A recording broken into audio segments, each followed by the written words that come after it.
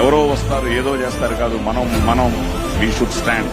నాది నాది అంటే కిరాయితనం, మాది మాది అంటే పరాయితనం, మనది మనందరిది అంటేనే మనతనం, మంచితనం, మగతనం. బంగారు పల్లెంలో తిన్నా బువ్వ బువ్వే, అరిటాకులో తిన్నా బువ్వ బువ్వే. స్థానం ముఖ్యం కాదు, ఆకలి తీరిందా లేదా అన్నది ముఖ్యం. అలాగే అందంగా ఉన్నామా, మంచి స్థాయిలో ఉన్నామా అన్నది ముఖ్యం కాదు, అందమైన మనసుందా, దానం చేసే గుణమున్నదా అన్నది ముఖ్యం. ఆస్తి అంతస్తులదేమున్నదన్నా తాత్కాలికం, కానీ మంచి మనసు శాశ్వతం. నాది నాది అంటావు నరుడా, నీదంటూ ఏమిటిరా, నీ ఎంట వచ్చేది ఏమిటిరా. బతికినన్ని రోజులు కింగ్ లానే బతుకు, నీ దగ్గర డబ్బులున్నా లేకున్నా. అంతేగాని ఒకరి కింద బానిసలాగా మాత్రం బతకకు. ఒక్కొక్కసారి ఒక్కొక్క అటెంప్ట్ లో ఫెయిల్ అయినట్టు కనపడుతుంది, కానీ అలా ఫెయిల్ అవ్వడం మీ జీవితంలో వృద్ధిలోకి రావడానికి కారణమవుతుంది. కాబట్టి ఎప్పుడైనా ఎందులోనైనా ఒక చిన్న ఫెయిల్యూర్ సంభవిస్తే బెంగ పెట్టేసుకోపోయి స్టకప్ అయిపోకూడదు. మళ్ళీ ఉత్సాహంగా పూనికతో వృద్ధిలోకి రావాలి. అదృష్టాన్ని నమ్ముకున్నవాడు అడపాదడపా గెలుస్తాడు, కాని కష్టాన్ని నమ్ముకున్నవాడు ఖచ్చితంగా గెలుస్తాడు. చేతి రేఖల్లో లేదు నీ భవిష్యత్తు, నువ్వు చిందించే చెమట చుక్కల్లో ఉంది. నాకు అడ్డుగా నిలబడ్డ ప్రతి ఒక్కడిని గుర్తుపెట్టుకున్నా, వడ్డీతో సహా తిరిగిస్తా. ఏది ఎప్పుడు ఇవ్వాలో ఎలా ఇవ్వాలో నాకు బాగా తెలుసు. నా టైం వస్తుంది, అప్పుడు మాట్లాడుకుందాం. క్షమించడం దేవుడి లక్షణం, శిక్షించడం కాలం లక్షణం, పట్టించుకోకుండా వదిలేయడం నా లక్షణం. ముందు ఒక్కలా వెనుక మరోలా మాట్లాడటం నాకు రాదు. ఉన్నది ఉన్నట్లు మొహం మీదే చెప్పేస్తా. బహుశా అందుకేనేమో నేను చాలామందికి నచ్చను. అవసరానికి వాడుకొని వదిలేసేవాళ్లే ఎక్కువ ఈ రోజుల్లో. మనసుని అర్థం చేసుకుని తోడుండేవాళ్లు చాలా తక్కువ.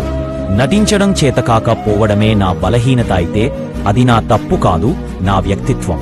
ఈ ప్రపంచానికి కావాల్సింది నిజాయితీ కాదు, నటించే నైపుణ్యం. పిలవని పేరంటానికి వెళ్లకూడదు, అడగని సాయం చేయకూడదు, అర్థం చేసుకుని వాళ్లతో వాదించకూడదు.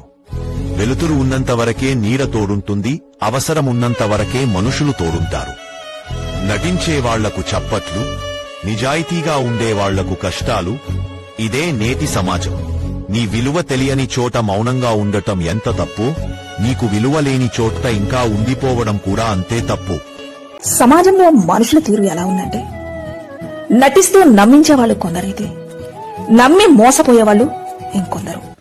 ఎన్ని నిజాలు చెప్పినా నమ్మని వాళ్ళు కొందరైతే, అబద్దాలే నిజమని నమ్మేవాళ్లు ఇంకొందరు.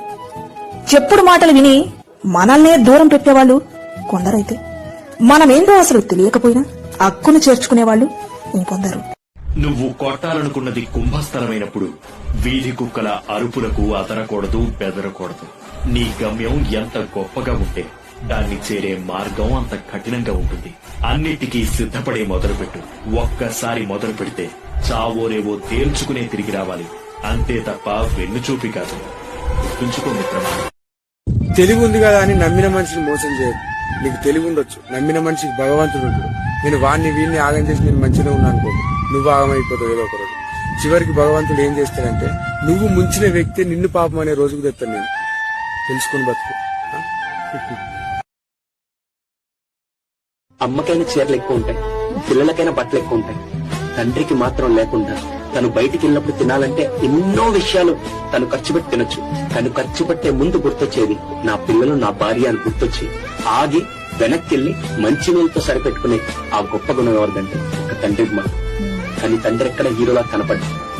తండ్రి అవసరానికి మాత్రమే పనికొస్తాడని చెప్పి చాలా మంది పిల్లలు వెళ్ళిపోతుంటే, కానీ ఆ తండ్రి అవసరం కూడా తెలుసుకునే పిల్లలు ఎప్పుడైతే పుడతారో అప్పుడు ఖచ్చితంగా ఆ నాన్న ఎప్పుడు హ్యాపీగా ఉంటాడు.